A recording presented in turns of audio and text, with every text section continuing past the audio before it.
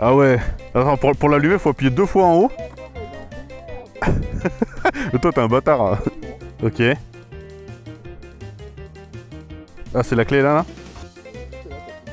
D'accord.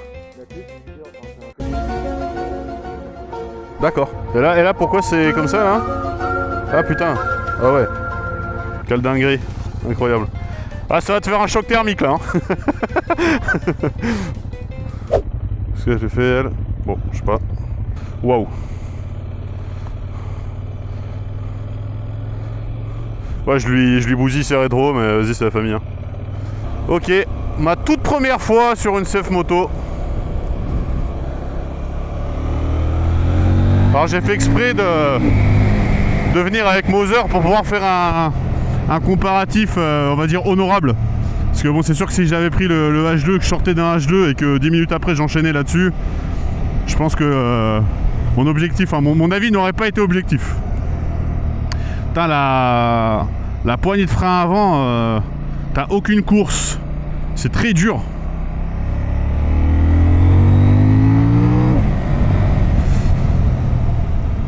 Ah, c'est en termes de feeling, c'est... Tu ressens plus les 95 chevaux parce que tu sens bien que là c'est du bicylindre. C'est vrai que par rapport à Moser, t'as moins d'attaque. Donc toute la partie technique, on l'abordera à côté de la bécane. Là, je suis vraiment en mode ressenti et on va dire expérience à bord.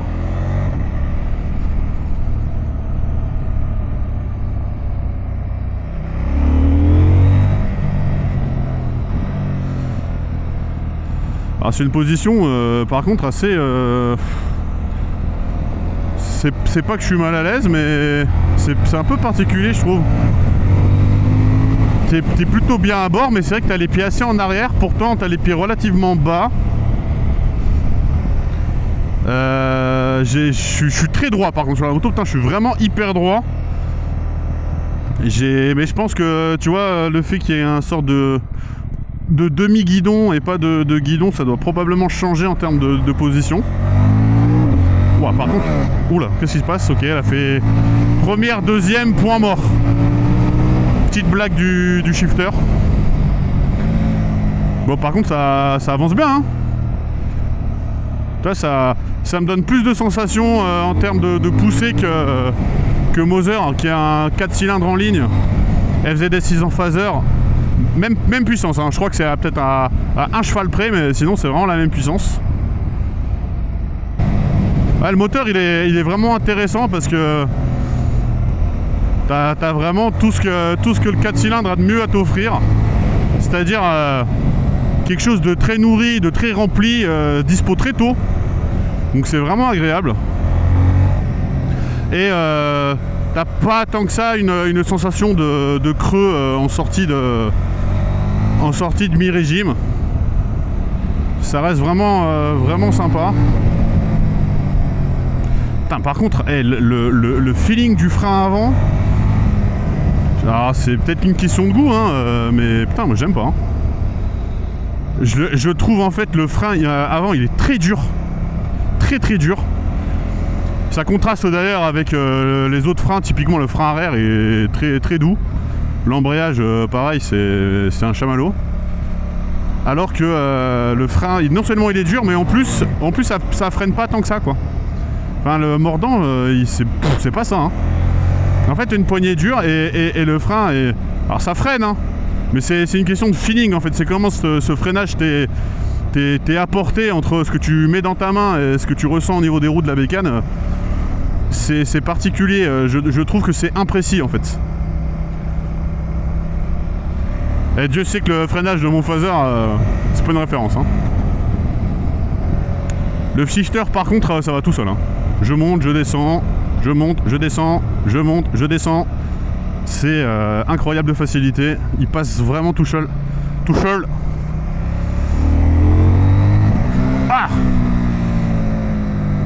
je me suis éclaté les couilles. Je sais pas ce qui s'est passé. J'ai fait le con avec le shifter. Et du coup, j'ai fait... je voulais monter, j'ai descendu une vitesse. Je me suis pété les boules. Donc là, on commence tout de suite par l'exercice des petites routes. Des petites routes avec que des virages en aveugle, Donc c'est là où tu as quand même des besoins de freinage assez forts, d'avoir une moto facile qui peut un peu corriger de l'angle si jamais une voiture arrive au dernier moment. Et voilà, je la sens plutôt bien là-dedans quand même. Enfin, tu vois, elle est assez maniable. Même si, une fois de plus, en fait, j'ai l'impression, je vais avoir du mal à l'expliquer autrement, mais en fait, j'ai l'impression d'avoir ma roue avant très en arrière. Et alors peut-être que j'ai ce sentiment parce que pour le coup, j'ai pas une sportive qui me tire les bras vers l'arrière. Bon, les suspensions ça va. Mais du coup, ouais, en termes de maniabilité, tu sens que le véhicule il est quand même pas très lourd. Donc c'est très sympa. Ouais, putain, la remise sur les gaz c'est génial. Hein. C'est vachement plus fun qu'un 4 cylindres sur des toutes petites routes comme ça là. C'est vraiment super. Hein. Dire qu'il y a quelques années, tu m'aurais jamais entendu dire du bien d'un bicylindre, mais faut bien reconnaître qu'il y a des qualités évidentes sur cette petite route comme ça. Là où tu vois sur de la courbe un peu plus, qui s'écarte un peu plus et qui permet, tu vois, d'avoir plus d'allant et d'être un peu plus long sur l'accélération. Là, je serais peut-être moins complimenté. Mais voilà, mais sur de la petite courbe comme ça. C'est vraiment super top. Bon, bien sûr, le premier truc à bord qui impressionne, c'est cette espèce d'iPad là. Alors on en reparlera à l'arrêt. Mais c'est vrai que ça c'est quand même assez impressionnant. C'est déjà le fait qu'il soit à la verticale en fait, c'est quelque chose qui je trouve rend l'expérience assez différenciante par rapport à d'autres bécanes. C'est presque un peu la signature de celle-là. Alors sachant que toutes ne l'ont pas. Hein.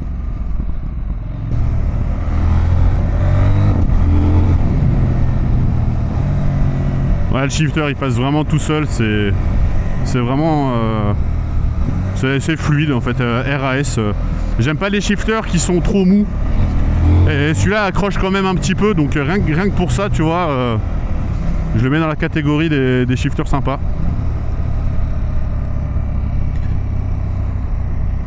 Mais à bas régime, vraiment par contre, ouais, j'ai l'impression d'appuyer dans de la flotte. Mais dès que tu accélères un peu, il est très légèrement, très légèrement, hein, plus rugueux et ça donne un bon feeling. Ça fait délirer là, la vue quand tu es à bord de la bécane, d'avoir cette espèce de petit picot là sur le côté là. C'est sympa. Esthétiquement, c'est... Moi j'aime bien. T'as quand même une bonne impression à bord, tu vois. Je trouve qu'en termes de finition, c'est quand même assez cool. Enfin, ça respire quand même une plutôt bonne qualité quand tu es à son guidon. On détaillera quand on sera à l'arrêt sur le reste, mais en tout cas à son bord, les demi-guidons ils font plutôt quali. La moto ne vibre pas. Je ressens pas le besoin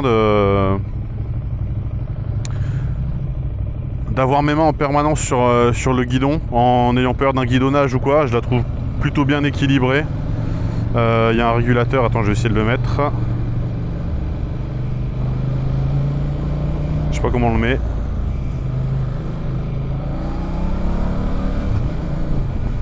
Pour l'instant je trouve pas, mais je pense que je suis probablement trop lent. Les Komodo globalement c'est plutôt bien foutu. J'aime bien le feeling des clignotants. Après c'est vrai que la course elle est très longue en fait. Donc ça fait, ouais, pour le coup ça fait un peu pas cheapos, mais c'est vrai que ça fait un peu bizarre. Mais j'aime bien en fait. Pour le coup c'est pas un défaut en soi. Après ça c'est du ressenti, hein, qu'on soit clair. Par contre tu vois, c'est pour le coup, s'il y avait quand même un petit défaut sur les Komodo, je trouve que la partie gauche du Komodo là, la croix directionnelle elle est hyper grande. Et en fait quand tu veux aller chercher notamment ton régulateur, en fait ton pouce il va taper dans le rétro là. Alors je sais pas si c'est le rétro d'origine, mais ton pouce va taper dans le rétro. Et pour aller chercher ça, bah tu peux pas le chercher avec ton index. parce que tu as la main comme ça, donc tu vas pas le chercher avec ton index, mais il faut aller le chercher avec ton pouce. Du coup, putain, c'est mal foutu ça. Typiquement, c'est pas vraiment un point positif hein, là-dessus. Donc je vais essayer d'aller mettre le clignot, n'importe quoi, le régulateur juste après là. Tu vois, là qu'on prend des ralentisseurs, bon, les suspensions elles sont, je dirais, plutôt bonnes pour ce qu'est le produit, à un prix de 8000 € neuf. Maintenant, ça reste un roadster mid-size, correctement équipé. On pourrait peut-être avoir encore un peu mieux, mais ça reste honnêtement tout à fait acceptable. Par contre, il y a une petite jauge d'essence. Bon, visiblement, il n'y a plus de pétrole dans la bécane. Ça va, j'ai l'habitude. Ça, je maîtrise.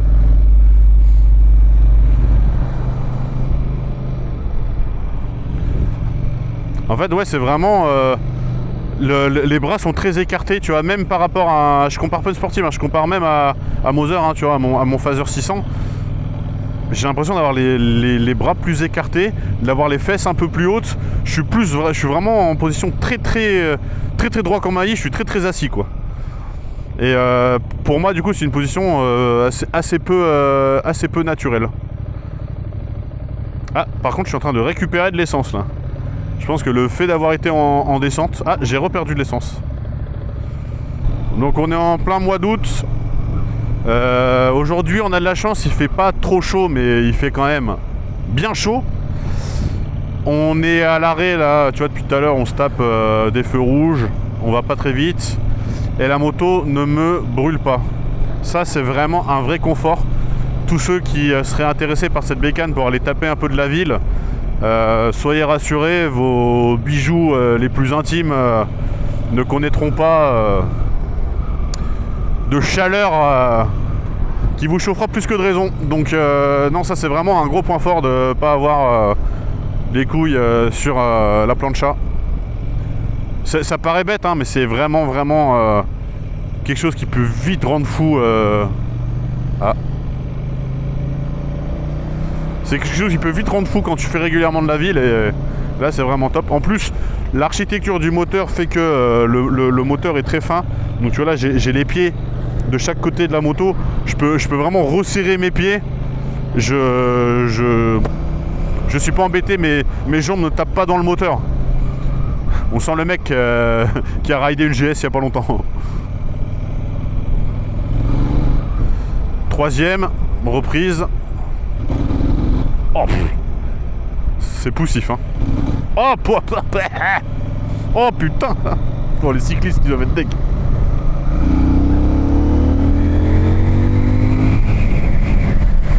Ouais.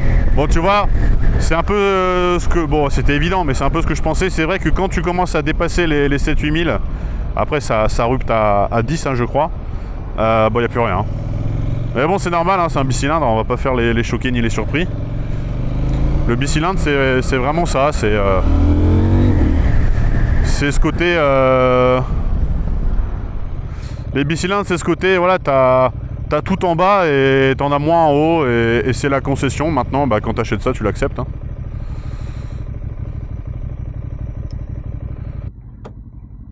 On va pouvoir débriefer un petit peu.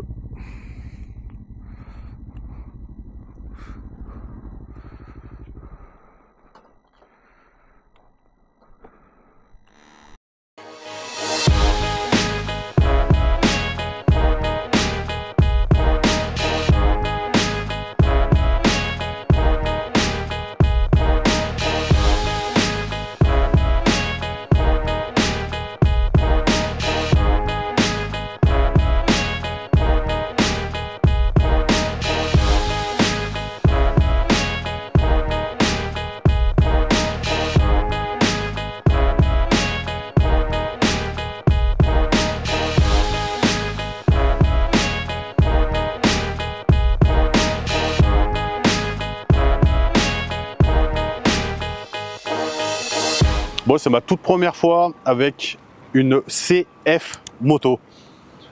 J'aurais jamais trop cru en monter une, en tout cas c'était pas un projet que j'avais. Et l'opportunité a fait que du coup j'ai pu en tester une. C'est quoi ton prénom? Loris. Loris? Ouais. Je suis un enculé, ça fait combien de temps qu'on est ensemble? 2 heures. Je m'en souviens maintenant. Donc ouais, ben merci Loris du coup d'avoir mis ta bécane à dispo. Donc il s'agit d'une 800 NK dans l'édition Advanced, si je dis pas de bêtises, hein, c'est ça. Tout à fait, ouais. Qui se différencie donc par rapport à l'autre, bah, je te laisse me dire. Donc c'est l'écran du coup. Donc la Sport, elle est exactement pareille. Ouais. Même moteur, même châssis, même modèle. Okay. C'est juste l'écran qui sera plus petit, pas tactile. Ouais. Sur le modèle Sport, on n'a pas d'amortisseur de direction. Et on n'a pas de le keyless, la clé keyless. Ouais, mais tu vois, alors pour le coup, c'est un truc qui m'a surpris. Donc c'est une moto à 8000 balles, c'est ça? T'as payé 8000? 9300. 8003. Ouais. Donc bon, on va dire entre 8000 et 8005. La mise en circulation, c'est 8006, ouais. Ok, d'accord. Ouais. Donc on va dire à un peu moins de 8005. C'est une moto qui est étonnamment bien équipée. Franchement, le compteur un peu en mode iPad, franchement, c'est super sympa. Le fait qu'il soit tactile avec les gants, ça évite de galérer avec ton smartphone et tout. Donc ça, c'est un vrai plus parce que quand tu es motard, c'est bien beau d'avoir un truc avec smartphone qui effectivement fait office de Google Play, d'Android CarPlay, je vais y arriver. Souvent, c'est pas tactile, t'en chies, etc. Et je parle en connaissance de cause, hein, j'ai le même problème avec la mienne. Et là, pour le coup, c'est quand même un vrai agrément. C'est une moto qui, sincèrement, je trouve, a plutôt une bonne gueule. Elle fait bien fini, tu vois ce que je disais tout à l'heure quand j'étais à son guidon, mais globalement, tu as quand même une impression de finition qui est sympa. Tu vois, les plastiques, ils bougent pas comme sur un GSX-R. Ouais. Enfin, tu vois, je prends Suzuki en exemple parce que c'est la marque qui font pas de bruit non plus. Ouais. Ça m'avait le plus choqué, tu vois.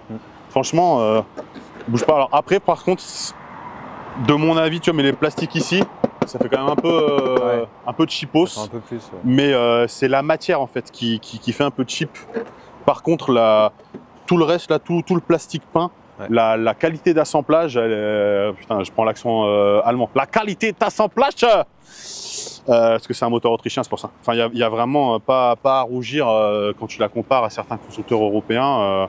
C'est vraiment du même niveau. Et en fait, c'est même dans le détail. Enfin, tu vois, d'avoir ces petites ailettes ici, ça donne un petit côté sympa. D'avoir le bocal là pour le liquide de frein transparent. Tu vois, c'est des petits détails en fait qui participent à la rendre sympa. Et tu vois, pour le coup, moi qui suis pas fan des bécanes de constructeurs qui sont des assembleurs et qui créent pas leur moteur. Ouais, d'habitude, c'est pas un truc qui m'a. Bah, je trouve qu'elle a un peu son identité quand même. Tu vois, notamment, ça me rappelle la Diavel. La Diavel, elle a un morceau de carénage un peu dans ce style-là.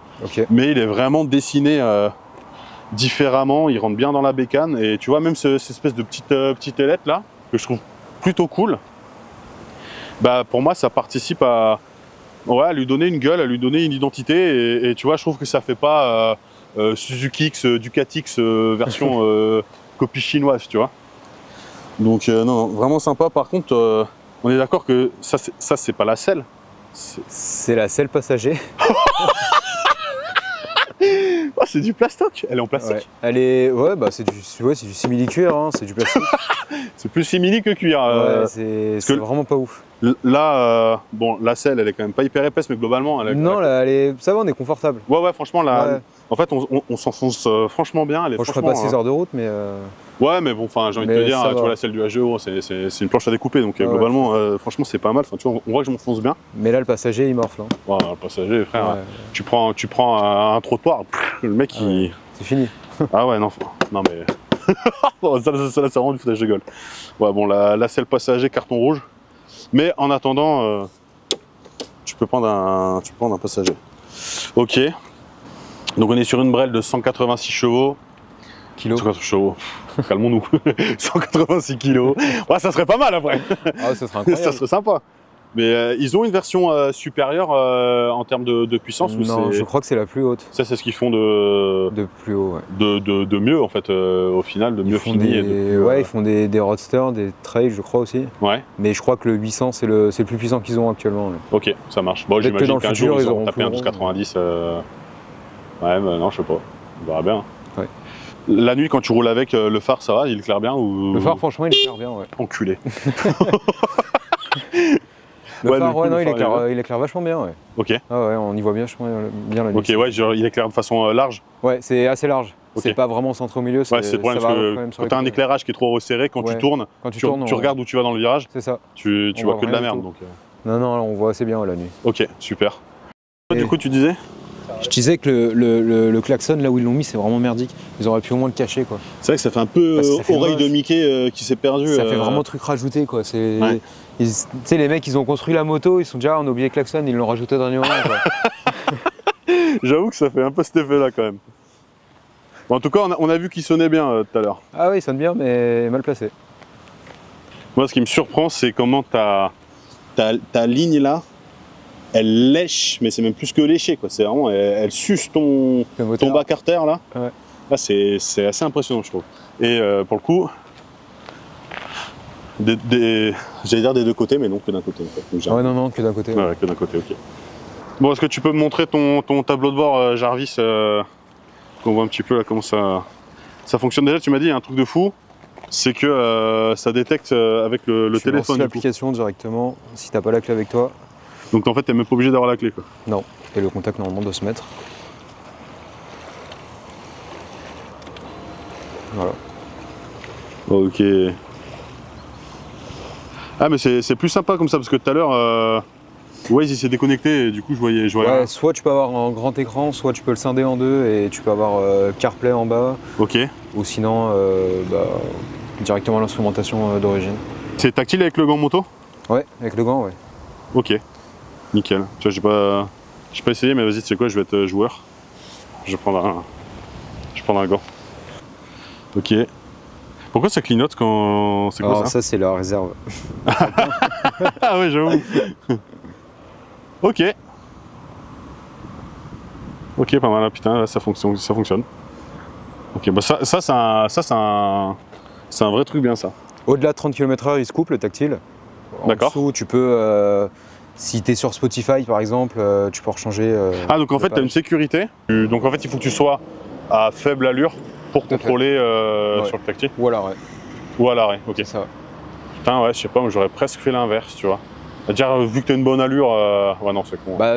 je sais pas, c'est genre au régulateur à 130, tu règles tes trucs, t'es tranquille, tu vois. Bah, c'est ça. Que de me dire en ville à. Bah, en vrai, quand tu es sur autoroute, tu pourrais l'utiliser, changer de page. Ouais. Ça aurait pu être pratique, mais malheureusement, non.